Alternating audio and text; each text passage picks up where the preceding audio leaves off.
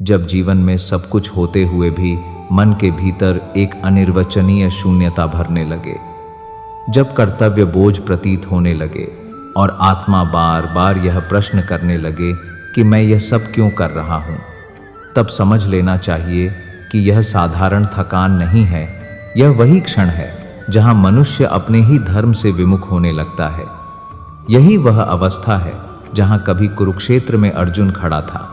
कुरुक्षेत्र केवल धरती का एक मैदान नहीं था, वह मनुष्य के अंतःकरण का प्रतीक था। और अर्जुन केवल एक योद्धा नहीं था, वह मनुष्य था जो जीवन के संग्राम में खड़ा होकर यह समझ नहीं पा रहा कि उसका कर्तव्य क्या है। गीता का आरंभ उत्सव से नहीं होता, वह आरंभ होता है विषाद से। अर्जुन का धनुष हाथ से गिर चुका है, शरीर शिथिल हो रहा है और वह कहता है, सीदंती मम गात्राणि मुखम च परिशुष्यति। यह वाणी किसी दुर्बल पुरुष की नहीं है, यह उस आत्मा की वाणी है जो भीतर से सत्य बोल रही है। आज का मनुष्य भी यही अनुभव कर रहा है, केवल शब्द बदल गए हैं, अनुभूति वही है। भीतर भय है, भ्रम है और भविष्य की चिंता है। श्री कृष्ण इस क्षण अर्जुन को सांत्वना नहीं देते। वे उसे यह नहीं कहते कि सब ठीक हो जाएगा।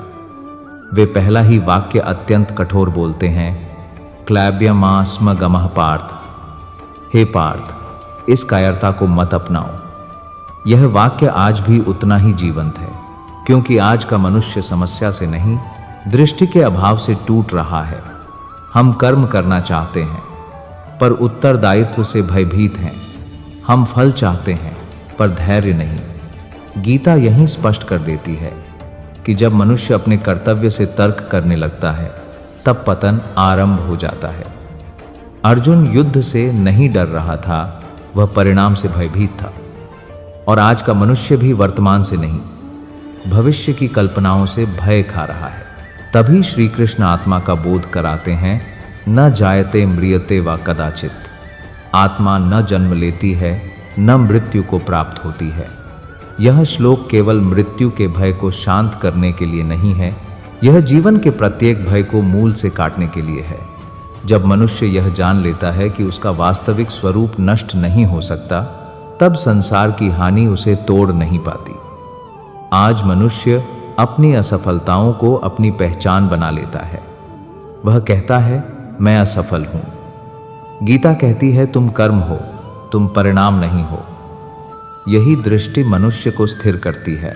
श्री कृष्ण आगे कहते हैं, कर्मण्येवाधिकारस्ते मां फलेषु कदाचन। तुम्हारा अधिकार केवल कर्म पर है, फल पर नहीं। यह वाक्य कोई साधारण उपदेश नहीं है, यह जीवन का विधान है। आज का मनुष्य इसलिए अशांत है क्योंकि वह कर्म से पहले फल चाहता है, यात्रा से पहले गंतव्य चाहता है।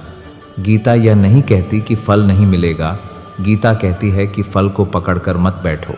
जो फल को पकड़ता है वही भय में जीता है, जो कर्म में स्थित होता है वही निर्भय होता है। अर्जुन का विषाद यहीं से समझ में आता है। वह अपने स्वधर्म से विमुख हो रहा था। तब श्री कृष्ण कहते हैं, स्वधर्मे निधनम श्रेयः परधर्मो भयावह। अपने धर्म में मृत्यु भी श्रेष्ठ है, पर दूसरे का मार्ग भय उत्पन्न करता है। आज का मनुष्य भी इसी कारण दुखी है, क्योंकि वह अपना जीवन नहीं जी रहा, वह किसी और की अपेक्षाओं का जीवन जी रहा है। कोई समाज के लिए जी रहा है, कोई तुलना के लिए, कोई स्वीकृति के लिए। और जब आत्मा अपने मार्ग से हटती है, तब पीड़ा अवश्य आती है। गीता का यह प्रथम संदेश अत्यंत स्पष्ट है। जीवन से भागना समाधान नहीं है। श्री कृष्ण कभी अर्जुन से यह नहीं कहते कि युद्ध छोड़ दो। वे कहते हैं, बुद्धि को शुद्ध करो, क्योंकि जब बुद्धि शुद्ध होती है, तब कर्म स्वतः धर्ममय हो जाता है। यही कारण है कि गीता पलायन का शास्त्र नहीं है, यह कर्तव्य का शास्त्र है। यह मनुष्य को संसार से अलग नहीं करती, यह संसार में स्थित होकर सत्य के साथ खड़ा होना सिखाती है। इस बोध के साथ कि गीता किसी दुर्बल मन को सहलाने नहीं आई है, वह सोई हुई चेतना को जगाने आई है। अर्जुन का युद्ध अभी प्रारंभ नहीं हुआ है, समस्या अभी भी सामने खड़ी है, पर उसके भीतर दृष्टि का दीप प्रज्वलित हो चुका है। और जब दृष्टि बदलती है तब जीवन का अर्थ स्वयं बदलने लगता है। शेष कथा आगे बढ़ेगी, जहां हम समझेंगे कि भक्ति क्या है, आसक्ति क्या है, और श्री कृष्ण क्यों कहते हैं कि मनुष्य का सबसे बड़ा शत्रु बाहर नहीं, भीतर है। जब अर्जुन के अंतःकरण में दृष्टि का दीप प्रज्वलित होने लगता है, तब भी उसका मन पूर्णतः शांत नहीं होता, क्योंकि ज्ञान का प्रथम स्पर्श मनुष्य को हल्का नहीं बल्कि अधिक सजग बना देता है। अब अर्जुन समझने लगता है कि समस्या केवल युद्ध की नहीं है, समस्या उसकी आसक्ति की है। तभी श्री कृष्ण उसे उस सत्य से परिचित कराते हैं जिसे समझे बिना गीता का कोई भी उपदेश पूर्ण नहीं हो सकता। श्री कृष्ण कहते हैं, सद्गात संजायते कामः कामात् क्रोधो भिजायते, अर्थात आसक्ति से कामना उत्पन्न होती है, कामना से क्रोध जन्म लेता है। यह श्लोक केवल अर्जुन के लिए नहीं था, यह हर उस मनुष्य के लिए है जो अपने दुहक का कारण बाहर खोजता है। गीता स्पष्ट करती है कि दुहक का मूल कारण वस्तुएं नहीं हैं, व्यक्ति नहीं हैं, परिस्थितियां नहीं हैं। दुहक का मूल कारण आसक्ति है। जब मनुष्य किसी परिणाम, किसी संबंध, किसी मान्यता से अत्यधिक जुड़ जाता है, तब वही जुड़ाव उसके बंधन का कारण बन जाता है। आज का मनुष्य स्वयं को भक्त कहता है, परंतु भीतर वह अत्यंत आसक्त होता है। वह ईश्वर से भी अपेक्षा करता है, और जब अपेक्षा पूर्ण नहीं होती तब वही भक्त प्रश्न करने लगता है। श्री कृष्ण यहाँ भक्ति और आसक्ति का भेद स्पष्ट करते हैं। भक्ति में समर्पण होता है, आसक्ति में अधिकार की भावना होती है। भक्ति कहती है, हे प्रभु, जो तुम उचित समझो वही करो। आसक्ति कहती है, हे प्रभु, वही दो जो मैं चाहता हूँ। गीता इस भेद को समझाने के लिए कहती है, मयि सर्वाणि कर्माणि सन्न्यस्य, अपने समस्त कर्म मुझे अर्पित कर दो। इसका अर्थ कर्म छोड़ना नहीं है, इसका अर्थ कर्तापन छोड़ना है। जब मनुष्य यह मान लेता है कि मैं ही सब कुछ कर रहा हूं, तभी अहंकार जन्म लेता है, और अहंकार ही सबसे बड़ा बंधन है। अर्जुन का भय भी इसी अहंकार से उपजा था। वह यह मान बैठा था कि यह युद्ध वही कर रहा है, वही मार रहा है, वही जिम्मेदार है। श्री कृष्ण उसका यह भ्रम तोड़ते हैं और कहते हैं, तुम निमित्त मात्र हो। यह संसार नियमों से चलता है, तुम्हारी भूमिका केवल अपने स्वधर्म का पालन करना है। इसलिए श्री कृष्ण स्पष्ट कहते हैं, न कर्मणाम नारंभान नैष्कर्म्यो पुरुषोष्णुते, कर्म से भागकर कोई निष्कर्म नहीं होता।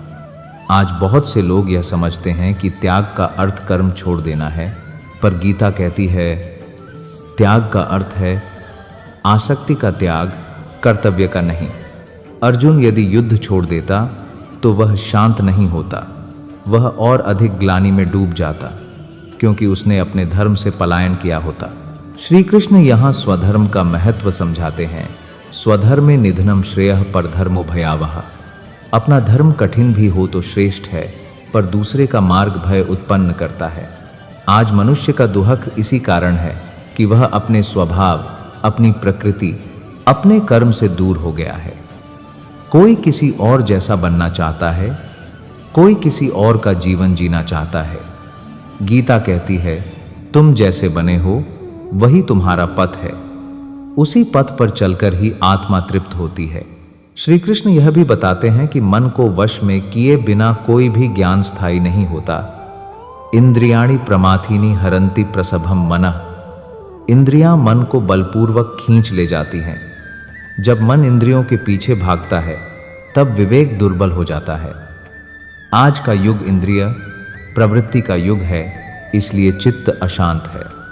गीता संयम सिखाती है, क्योंकि संयम के बिना स्वतंत्रता नहीं आती, केवल बंधन आता है। यह भाग द्वितीय यहीं ठहरता है, इस गहन बोध के साथ कि गीता मनुष्य को भावुक नहीं बनाती, वह उसे उत्तरदायी बनाती है। अर्जुन अभी भी युद्ध भूमि में है, शस्त्र अभी भी सामने हैं, पर अब उसका मन पहले जैसा नहीं रहा। अब वह जानने लगा है कि वास्तविक युद्ध बाहर नहीं, भीतर है आसक्ति और विवेक के बीच। शेष कथा भाग तृतीय में आगे बढ़ेगी, जहां हम जानेंगे मनुष्य का सबसे बड़ा शत्रु कौन है, स्थितप्रज्ञ पुरुष कौन होता है और श्री कृष्ण सुख की परिभाषा क्यों बदल देते हैं। जब अर्जुन अब यह समझने लगता है कि उसका दुहक युद्ध से नहीं आसक्ति से उपजा है, तब श्री कृष्ण उस सत्य का उद्घाटन करते हैं जिसे स्वीकार करना सबसे कठिन है, क्योंकि वह मनुष्य की सबसे प्रिय वस्तु पर प्रहार करता है, उसकी कामना पर। श्री कृष्ण स्पष्ट शब्दों में कहते हैं, काम ऐश क्रोध हैश रजोगुण स मुद्भव। हे अर्जुन, यही कामना ही क्रोध है और यही मनुष्य का सबसे बड़ा शत्रु है। ध्यान देने योग्य बात यह है कि श्री कृष्ण किसी बाहरी शत्रु की बात नहीं करते। वे उस शत्रु का नाम लेते हैं जो मनुष्य के भीतर बैठा है और जिसे वह अपना मित्र समझता है। आज का मनुष्य यह मान बैठा है कि इच्छाएं ही उसे आगे बढ़ाती हैं, पर गीता कहती है अनियंत्रित इच्छा ही पतन का द्वार खोलती है। आवश्यकता मनुष्य को जीवित रखती है, पर लालसा मनुष्य को दास बना देती है। श्री कृष्ण आगे इस शत्रु की कार्यप्रणाली समझाते हैं। धूमेनाव्रियते वह्निर्यथादर्शो मलेन च। जैसे अग्नि धुएं से ढक जाती है, जैसे दर्पण मल से आच्छादित हो जाता है, वैसे ही ज्ञान कामना से ढक जाता है। आज मनुष्य के पास ज्ञान का अभाव नहीं है, उसके पास विवेक का अभाव है। वह जानता है कि क्या उचित है, फिर भी वही करता है जो अनुचित है, क्योंकि उसकी बुद्धि इच्छा के धुएं से ढकी हुई है। गीता इसे आगे स्पष्ट करती है, क्रोधात् भवति सम्मोह, सम्मोहात् स्मृति विभ्रम। कामना से क्रोध, क्रोध से मोह, मोह से स्मृति का नाश, और स्मृति नष्ट होते ही मनुष्य अपने ही पथ से भटक जाता है। यही आज के मानव की स्थिति है। वह जानता है कि वह गलत दिशा में जा रहा है, फिर भी रुक नहीं पाता। तभी अर्जुन प्रश्न करता है कि हे केशव, फिर उस मनुष्य का स्वरूप कैसा होता है जो इस शत्रु पर विजय प्राप्त कर लेता है। तब श्री कृष्ण स्थित प्रज्ञ पुरुष का वर्णन करते हैं। प्रजहाति यदा कामान सर्वान् पार्थ मनोक्तान। जब मनुष्य मन में उठने वाली समस्त कामनाओं को त्याग देता है। यहाँ गहा तरहक त्याग का अर्थ दबाना नहीं है, यहाँ त्याग का अर्थ है उनका स्वामी बन जाना, उनका दास न रहना। स्थित प्रज्ञ वही है जो सुख में उन्मत्त नहीं होता और दुहक में टूटता नहीं। आज का मनुष्य सुख में अपना विवेक खो देता है और दुहक में अपना आत्मसम्मान। गीता दोनों अवस्थाओं से ऊपर उठने की शिक्षा देती है। श्री कृष्ण आगे कहते हैं, आत्मन्येवात्मना तुष्टः। जो आत्मा में ही संतुष्ट है वही वास्तव में स्वतंत्र है। यह वाक्य आधुनिक मनुष्य के लिए सबसे कठिन है, क्योंकि आज का मनुष्य अपनी तृप्ति बाहर खोजता है, मान, वस्तु, संबंध और प्रशंसा में। गीता कहती है जो बाहर खोजेगा वह कभी पूर्ण नहीं होगा। जब तक आत्मा आत्मा में स्थिर नहीं होती तब तक संसार की कोई उपलब्धि उसे शांत नहीं कर सकती। इसलिए श्री कृष्ण इंद्रियों के विषय में चेतावनी देते हैं, इंद्रियस्येन्द्रियस्यार्थे रागद्वेषो व्यवस्थितो। इंद्रियों के विषय में राग और द्वेष निश्चित हैं, उनसे सावधान रहो, क्योंकि जहां राग है वहां बंधन है और जहां द्वेष है वहां अशांति है। गीता यहां सुख की परिभाषा ही परिवर्तित कर देती है। यन लब्ध्वा चापरम लाभम मन्यते नाधिकम ततः। जिसे प्राप्त कर लेने के बाद कोई अन्य लाभ बड़ा न लगे, वही सच्चा सुख है। आज का सुख अगले लक्ष्य पर टिका है, इसलिए वह क्षणिक है। गीता का सुख पूर्णता पर टिका है, इसलिए वह स्थायी है। यही कारण है कि स्थित प्रज्ञ पुरुष संसार में रहते हुए भी संसार से बंधता नहीं। यह भाग तृतीय यहीं ठहरता है, इस बोध के साथ कि श्री कृष्ण मनुष्य को यह नहीं सिखाते कि वह कैसे सफल बने, वे सिखाते हैं कि वह कैसे अडिग बने। परिस्थितियां आएंगी, उतार चढ़ाव होंगे, पर जिसकी बुद्धि स्थिर है उसका अंतःकरण विचलित नहीं होता। अर्जुन अभी भी युद्ध भूमि में खड़ा है, पर अब उसका शत्रु बाहर नहीं, भीतर पहचाना जा चुका है। और जब शत्रु का नाम और स्वरूप स्पष्ट हो जाए तब विजय दूर नहीं रहती। शेष कथा भाग चतुर्थ में आगे बढ़ेगी, जहां हम जानेंगे शरणागति का वास्तविक अर्थ क्या है, श्री कृष्ण सर्वधर्मान परित्यज्य क्यों कहते हैं और अर्जुन का अंतिम रूपांतरण कैसे होता है। अगर इस वाणी में आपको कृष्ण की झलक मिली हो तो अपना प्रेम लाइक और शेयर के रूप में ज़रूर दें और कृष्णा वाणी चैनल को सब्सक्राइब करें। हम रोज़ आपके लिए आते हैं शाम 6 बजे कृष्ण की नई वाणी के साथ। जब अर्जुन अब यह समझ चुका होता है कि उसका सबसे बड़ा शत्रु बाहर नहीं, भीतर स्थित कामना है, जब वह यह जान चुका होता है कि स्थिर बुद्धि ही वास्तविक शक्ति है, तब भी उसके अंतःकरण में एक सूक्ष्म भय शेष रहता है, क्योंकि ज्ञान आ जाने पर भी मनुष्य को यह स्वीकार करने में समय लगता है कि अब उसे अपने अहंकार का विसर्जन करना है। यही वह क्षण है जहां श्री कृष्ण अर्जुन को शरणागति के मार्ग की ओर ले जाते हैं। श्री कृष्ण कहते हैं, मयि सर्वाणि कर्माणि सन्न्यस्याध्यात्म चेतसा, अर्थात अपने समस्त कर्म मुझे अर्पित कर दो और चेतना को अध्यात्म में स्थित कर दो। यहाँ संन्यास का अर्थ कर्म का त्याग नहीं है, यहाँ संन्यास का अर्थ है कर्तृत्व के अभिमान का त्याग। अर्जुन का वास्तविक बंधन उसका धनुष नहीं था, उसका वास्तविक बंधन यह भाव था कि मैं ही करता हूँ, मैं ही निर्णय कर रहा हूँ। श्री कृष्ण इस भ्रम को धीरे धीरे तोड़ते हैं और बताते हैं कि यह संपूर्ण सृष्टि नियम से चल रही है। प्रत्येक जीव अपनी प्रकृति के अनुसार कर्म करता है। प्रकृतेः क्रियमाणानि गुणैः कर्माणि सर्वशः, गुणों द्वारा ही सारे कर्म किए जाते हैं। अहंकारवश मनुष्य स्वयं को कर्ता मान लेता है। यहीं श्री कृष्ण अर्जुन को यह भी बताते हैं कि भय का मूल कारण अज्ञान नहीं, अहंकार है। जब तक मनुष्य यह मानता है कि सब कुछ उसी के नियंत्रण में है, तब तक वह भयग्रस्त रहेगा। शरणागति का अर्थ है अपने सीमित बोध को ईश्वर की व्यापक बुद्धि के चरणों में रख देना। यही कारण है कि श्री कृष्ण कहते हैं, अचेतसा सर्वकर्माणि मयि सन्न्यस्य मत्परः, मन को मुझ में स्थिर करके समस्त कर्मों को मुझे समर्पित कर दो। यह समर्पण दुर्बलता नहीं है, यह सर्वोच्च साहस है, क्योंकि इसके लिए अपने अहंकार को छोड़ना पड़ता है। आज का मनुष्य ईश्वर से भी सौदेबाजी करता है। वह कहता है, मैं भक्ति करूंगा, तुम फल दोगे। गीता इस मानसिकता को अस्वीकार करती है। गीता कहती है, पहले समर्पण फिर शांति।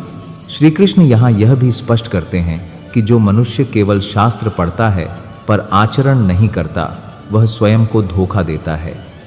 यह शास्त्र विधिमुत्सृज्य वर्तते कामकारतः, जो शास्त्रों की मर्यादा छोड़कर अपनी इच्छा के अनुसार चलता है, उसे न सिद्धि मिलती है, न सुख, न परम गति। गीता का ज्ञान अनुशासन से जुड़ा हुआ है, क्योंकि अनुशासन के बिना विवेक स्थिर नहीं रहता।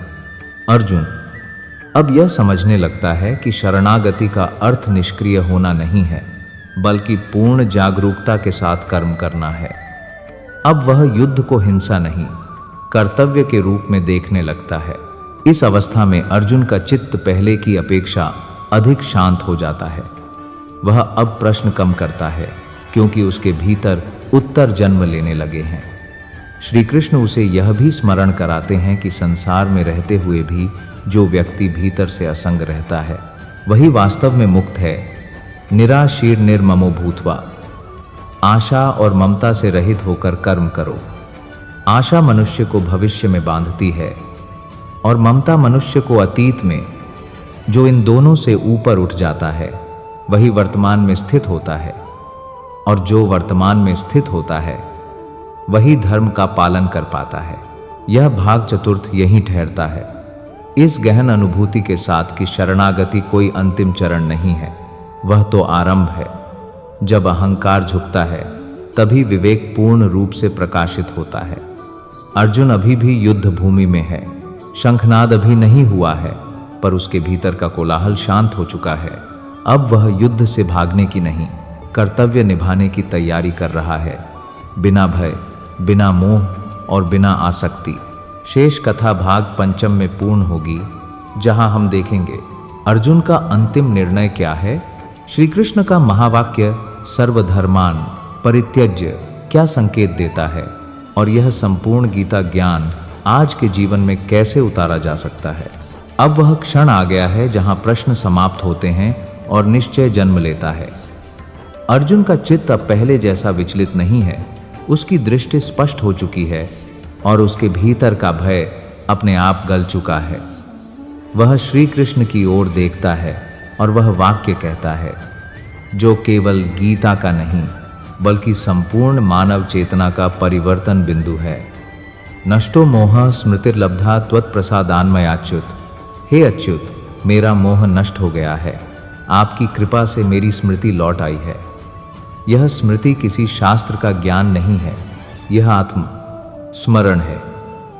यह स्मरण कि मैं कौन हूं, मेरा धर्म क्या है और मुझे क्या करना है। अर्जुन अब युद्ध को हिंसा नहीं, कर्तव्य के रूप में देख रहा है। वह जान चुका है कि धर्म का पालन करते समय करुणा दुर्बलता नहीं बननी चाहिए और करुणा के बिना किया गया कर्म अधर्म बन जाता है। श्री कृष्ण ने उसे यही सिखाया है कि जीवन में सबसे बड़ा पाप कर्म करना नहीं बल्कि अपने कर्तव्य से पलायन करना है। तभी श्री कृष्ण वह महावाक्य कहते हैं जो गीता का शिखर है, सर्वधर्मान परित्यज्य मामेकम शरणम व्रज। सभी धर्मों को छोड़कर मेरी शरण में आ जाओ। इसका अर्थ धर्म छोड़ना नहीं है, इसका अर्थ है धर्म के नाम पर बने अहंकार को छोड़ देना। मनुष्य जब अपने विचारों, अपनी नैतिकताओं, अपनी धारणाओं को ही अंतिम सत्य मान लेता है, तब वही उसके बंधन बन जाते हैं।